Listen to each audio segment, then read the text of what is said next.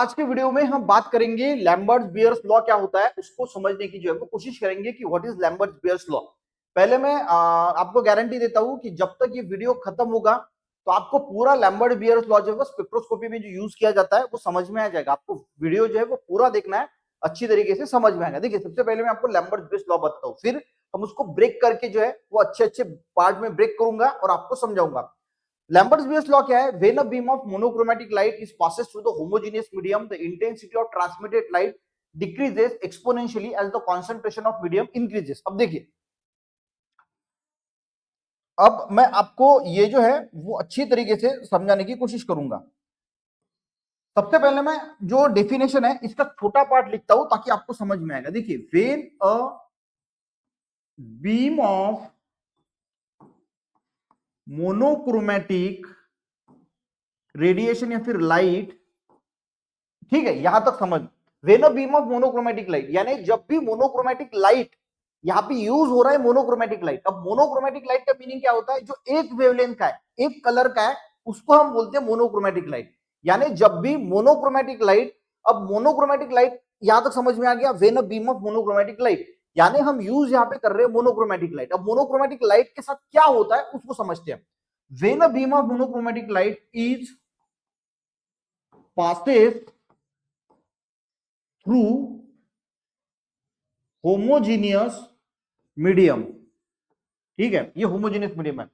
When a beam of monochromatic light is passes through the homogeneous medium. अब आपको समझना होगा कि होमोजीनियस मीडियम क्या होता है। देखिए, दो प्रकार के सॉल्यूशंस होते हैं, एक होता है हेट्रोजीनियस और एक होता है होमोजीनियस, ठीक है। अब होमोजीनियस और हेट्रोजीनियस में क्या फर्क होता है?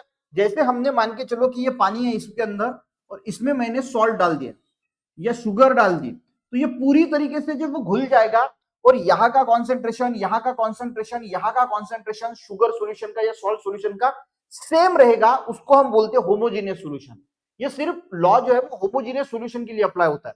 हेट्रोजीनियस सॉल्यूशन यानी क्या होगा? ये मान के चलो कि पानी है और इसमें आपने ऑयल डाल दिया, ऑयल की लेयर तो ऊपर ही रहेगी, ये पूरी तरीके से कॉन्सेंट्रेशन, यहाँ का कॉन्सेंट्रेशन अलग होगा, यहाँ का कंपोजिशन अलग होगा, हर जगह का कंपोजिशन जो है वो अलग होगा। इसको बोला जाता है हेट्रोजीनियस।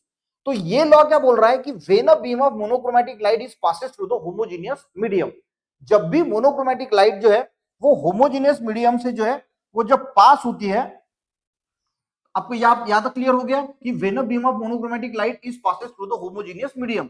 अब होमोजीनियस मीडियम से जो है वो लाइट पास हो रही है। ये मैंने यहां पे 2 मिनट, ये मैंने यहां पे एक होमोजीनियस सॉल्यूशन लिया, बहुत सिंपल लॉ है, ठीक है, स्टेप बाय स्टेप समझना। और यहां से हमने जो है वो मोनोक्रोमैटिक लाइट जो है वो पास की, यानी एक वेवलेंथ की लाइट जो है वो हमने पास की। ये कौन सा मीडियम है? ये मान के चलो कि शुगर का सॉल्यूशन है। हमने पानी लिया और उसमें शुगर ऐड किया, ये शुगर का सॉल्यूशन है और ये मोनोक्रोमैटिक लाइट है। ये when a beam of monochromatic light is passes through the homogeneous medium. अब होमोजीनियस मीडियम से पास करने के बाद इसके साथ क्या होता है वो समझते हैं। देखिए, अब मैं क्या करता हूं, यहां पे सबसे पहले ये मैं क्लियर कर देता हूं, ठीक है, ताकि देखिए एक कंसेप्ट समझता है। मैंने 3 बीकर लिए, कौन से बीकर लिए? 3।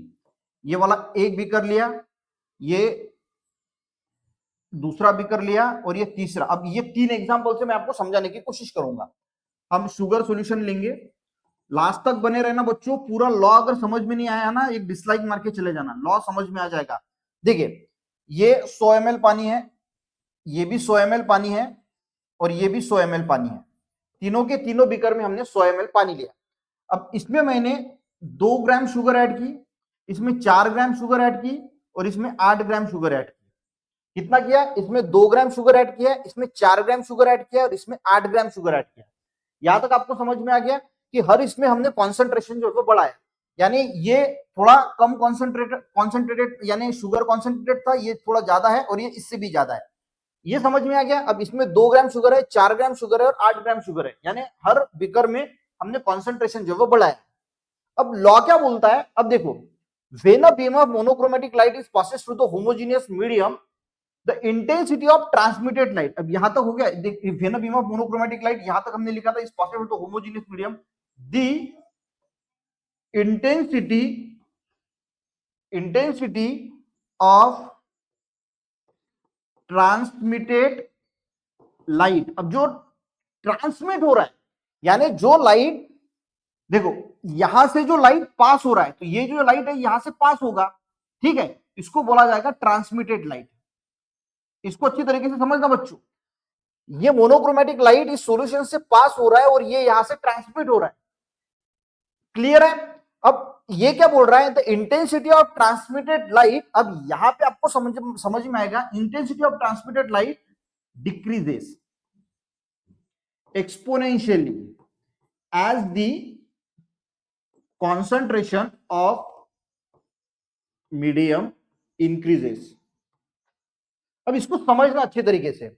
अब देखो मैंने क्या किया, इस लाइट को इससे पास किया और ये भाई ये डिक्रीज नहीं होगी। अब आपको इस एग्जांपल से आपको अच्छी तरीके से जो है वो समझने की समझ में आएगा। देखो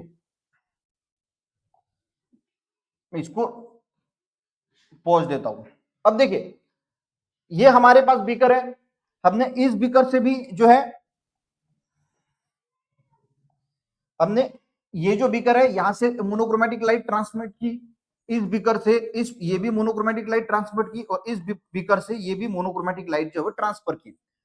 अब इसमें 2 ग्राम हमने जो है वो शुगर ऐड की, इसमें 4 ग्राम शुगर ऐड की और इसमें 8 ग्राम शुगर ऐड की।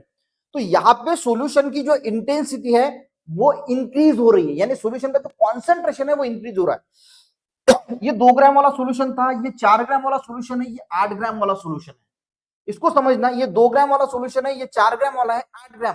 तो ये बहुत ज्यादा जो है वो मीठा रहेगा, ये कम मीठा रहेगा और ये बहुत कम रहेगा। यानी जैसे जैसे हम नीचे की सॉल्यूशन की तरफ जा रहे हैं तो सॉल्यूशन का जो कॉन्सेंट्रेशन है वो इंक्रीज हो रहा है। अब आपको लॉ जो है वो अच्छी तरीके से समझ में आएगा। लॉ क्या बोलता है, अब यहां पे मैंने 100% जो है वो मोनोक्रोमेटिक लाइट पास किया, तो ये यहां से जो है एक एग्जांपल ये निकलेगा 90, ठीक है, 90% जो है वो ट्रांसमिट होगा, 10% यहां पे एब्जॉर्ब होगा, क्योंकि यहां पे 2% है, एक एग्जांपल है, ठीक है। अब यहां पे मैंने 100% लाइट ट्रांसमिट की, तो यहां पे ये 20% एब्जॉर्ब होगा और 80% जो है वो ट्रांसमिट होगा, ठीक है। यहाँ पे 90% ट्रांसमिट हो रहा था, यहाँ पे 80% ट्रांसमिट हो रहा है, और यहाँ पे ये जो है वो 40% एब्जॉर्ब होगा और 60% जो है वो ट्रांसमिट होगा, यानी यहां से ट्रांसमिट होगा, ठीक है। तो लॉ क्या बोल रहा है, जैसे जैसे ये कॉन्सेंट्रेशन इंक्रीज हो रहा है, यहाँ पे 2 ग्राम वाला कॉन्सेंट्रेशन था, यहाँ पे 4 ग्राम वाला कॉन्सेंट्रेशन था, यहाँ पे 8 ग्राम वाला कॉन्सेंट्रेशन था, तो जैसे जैसे ये कॉन्सेंट्रेशन इंक्रीज हो रहा है वैसे वैसे जो ट्रांसमिट वाला लाइट है वो डिक्रीज हो रहा है, यानी ये 90 था, ये 80 हो गया, ये 60 हो गया। यानी जैसे जैसे कॉन्सेंट्रेशन बढ़ रहा है वैसे वैसे ट्रांसमिट लाइट जो है वो कम हो रहा है, और यही बोलता है लैम्बर्ट्स-बियर्स लॉ की। देखिए अब पूरा लॉ समझते हैं, आपको समझ में आएगा। When a beam of monochromatic light, जब मोनोक्रोमेटिक लाइट हम is passes through the homogeneous medium, ये लॉ सिर्फ होमोजेनियस मीडियम के लिए अप्लाई है। जब हम होमोजेनियस मीडियम से इसको पास करते हैं, is passes through the homogeneous medium, the intensity of transmitted light, तो जो ट्रांसमिट होने वाला जो लाइट है उसकी जो इंटेंसिटी है वो डिक्रीज हो रही है as the concentration of medium increases. जैसे जैसे ये कॉन्सेंट्रेशन जो है वो बढ़ रहा है वैसे वैसे जो इंटेंसिटी है ट्रांसमिटेड लाइट की वो डिक्रीज हो रही है, इसी को बोला जाता है लैम्बर्ट्स-बियर्स लॉ। और ये लॉ है, अब लॉ आपको यानी रट्टा मारने की जरूरत नहीं है। व्हेन अ बीम ऑफ, देखिए याद रखना, when a beam of monochromatic light, जब monochromatic light is passes through the homogeneous medium, जब वो होमोजेनियस मीडियम से पास किया जाता है, the intensity of transmitted light, जो इंटेंसिटी है ट्रांसमिटेड लाइट की डिक्रीजेस, वो कम होती है, decreases exponentially as the concentration of medium increases. तो इतना इजी था बच्चों लैम्बर्ट्स-बियर्स लॉ। अगर आपको समझ में आ गया तो एक लाइक जरूर करना, अपने दोस्तों को भी शेयर करना। मैं ऐसे ही साइंस रिलेटेड टॉपिक जो है वो यहाँ पे लेके आता हूँ, तो चैनल को जरूर सब्सक्राइब कर लेना। मिलते हैं नेक्स्ट वीडियो में, तब तक के लिए जय हिंद।